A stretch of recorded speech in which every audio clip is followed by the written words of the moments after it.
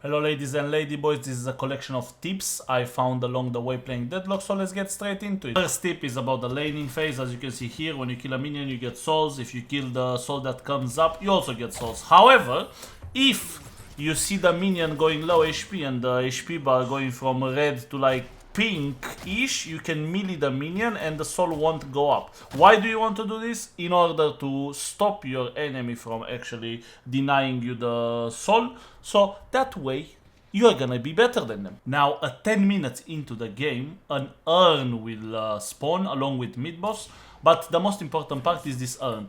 This urn will spawn on one side of the map and you will be able to carry it to the other side in order to receive a lot of souls. You should do this, but you should also be careful, because when you're carrying the urn, you won't be able to use your abilities and you also won't be able to use your gun. Once you carry the urn over, you can deposit it into the other side. However, be aware that the enemy team will also know when you're carrying this urn, so they might just come to contest you. Once you've delivered it, you will see the souls are like this. They will come out of the ground. You want to basically destroy them in order to not lose them to the enemy team. If the enemy team comes and destroys the souls instead of you, well, they will get the souls. So make sure you don't allow them to do that. Now, if your lane is getting contested or you're getting shit on, keep in mind that you also can kill the random mobs that spawn in certain spots on the map. They're pretty easy to kill. They don't really do a lot of damage. You can also cheese them by just being next to a wall and shooting them, so they are pretty easy to deal with. You will be able to see them on the map with an arrow and the stripes. If you pay attention, the amount of stripes show just how difficult the mobs are. While we're looking for these mobs, we will also talk about teleporters. You see the teleporters on the map as well as arrows. They will point to a certain direction, and that way you can see where you're gonna be teleported. These are the most powerful mobs you can find on the map. I don't know what to call them, jungle creeps, whatever you wanna call them, and they're definitely the most powerful. However, you can still cheese them by hiding behind a pillar and shooting them. However, if you do this for too long, they will go underground, which means that you will spend a longer time killing them, but they will also reward you with a lot of souls. So usually worth it if you are roaming around or if your lane is pushed or so on. Anytime you need some souls, you should definitely look around killing these mobs whenever you get a chance. Now, the easiest creeps to cheese, I would say, are the ones that are closest to your base. As you can see here, you have this wall of invisibility or whatever you want to call it, like it blocks the vision. Hitting the mobs through it doesn't make them run away, and they don't hit you because they don't see you, so you can just cheese them and get free souls. I believe this is gonna get fixed, but we will see how it goes. Now, the next tip is about the mid boss. It's not really a tip, it's just a full explanation on how the mid boss works. Basically, he will spawn at 10 minutes into the game, and he looks like this. Very ugly, very annoying. You cannot shoot him, you cannot cheese him like this. For example, if you're hiding behind something and he cannot use his laser on you, you cannot shoot him.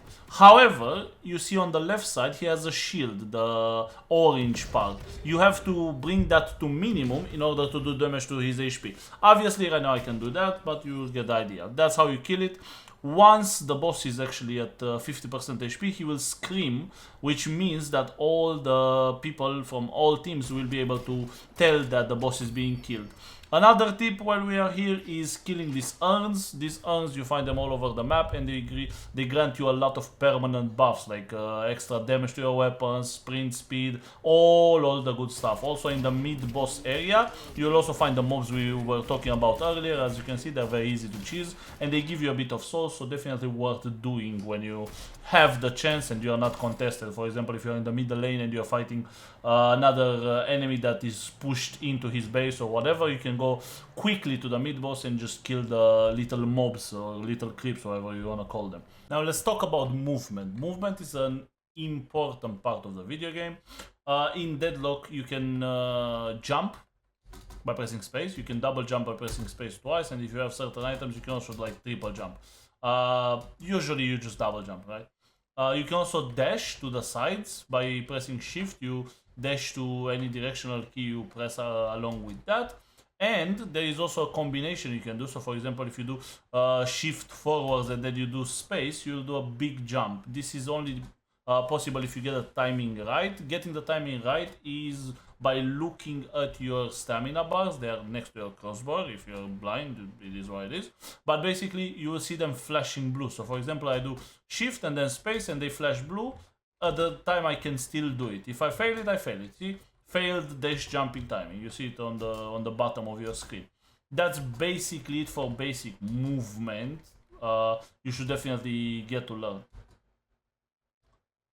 Now for wall jumping, you need to be close to a wall and you want to jump to the other side. So for example, if the wall is on the left side, you want to jump to the right side. So it will look something like this. It doesn't take stamina, but it can be comboed into different movements. So for example, if I'm jumping like this, I jump on the wall here, and then I do a dash. See, like for example, that will help a lot. This is the newest thing they introduced. I think they introduced it today or something in the patch notes, and it's something that is still being practiced. However, it is very, very useful. You can only wall jump once though, so keep that in mind. So for example, if you wall jump once and then you try to wall jump again from the same wall or another wall, it's not gonna work. Just keep that in mind. Now that we've covered movement, let's talk about buffs. Funny enough, this one is the movement buff. You will find the buff after 10 minutes have passed from a match. And you will have two buffs on the map. One is gonna be on the bridge on the left side, one is gonna be on the bridge on the right side.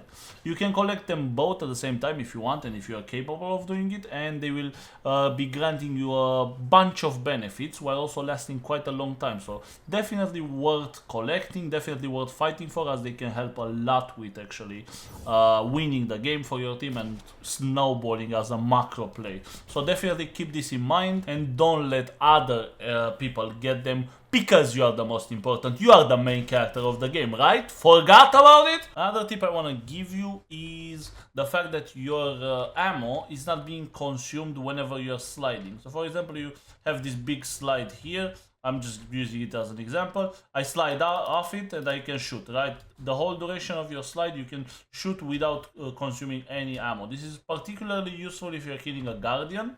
For example, if you're trying to take it down and you can slide down the stairs in front of it. Let me show you in a second here. So for example here, let's say this is the enemy guardian, right? And I shoot it, I slide down and I can shoot the gun without losing ammo, right?